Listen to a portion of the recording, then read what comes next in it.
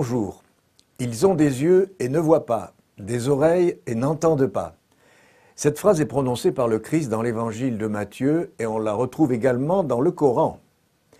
J'ai repensé à cette phrase lors d'un séjour à Chamonix, écoutez plutôt. 9h30. Les touristes se pressent pour se glisser dans la benne du téléphérique qui va les transporter jusqu'à l'aiguille du Midi. Enfin, nous partons. Peu à peu, le rideau se lève sur un panorama exceptionnel. Aussitôt arrivé, la boîte déverse son contenu d'hommes et de femmes prêts à me piétiner parce que je ne sors pas assez vite. Mon émerveillement est la cause de ma lenteur. Là, devant moi, l'un des paysages les plus grandioses du monde. La montagne vue à 3900 mètres d'altitude.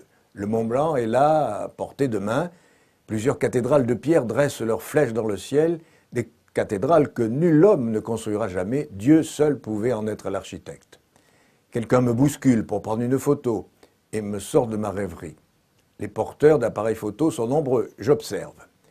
Voici d'abord le genre bourrasque. Aussitôt la peine ouverte, il se précipite au pas de course, sur la plateforme d'observation, l'œil déjà rivé au viseur. Dans un concert de déclencheurs, il enferme la nature dans sa boîte, croyant ainsi se l'approprier.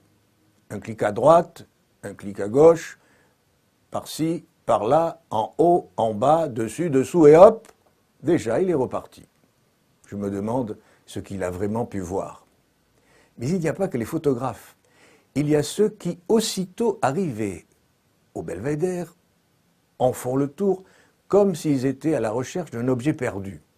En fait, ils recherchent un emplacement pour s'installer, non pour contempler le paysage, mais pour fermer les yeux. Il paraît qu'on bronze mieux et plus vite à 3900 mètres. Alors, après cette badigeonnée d'huile, ils se déposent en douceur sur le grill. Il y en a d'autres qui ferment les yeux, mais il ne faut pas se tromper. Leur attitude est celle de la contemplation. Ils ferment les yeux pour mieux voir, mieux éprouver l'imposante présence de la montagne. Je me suis attardé à observer un couple, deux Japonais, infidèles à leur réputation. Ils n'ont pas d'appareil photo.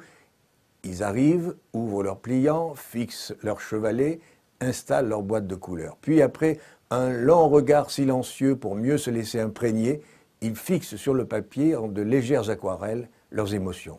Je suis resté longtemps auprès d'eux parce que j'étais bien. Ils ont des yeux et ne voient pas, des oreilles et n'entendent pas. Le temps des vacances est une invitation pour affiner notre regard sur les autres et sur les choses. Mieux voir avec le cœur. Une occasion à ne pas manquer. Alors, si vous partez, je vous souhaite de très bonnes vacances. À bientôt.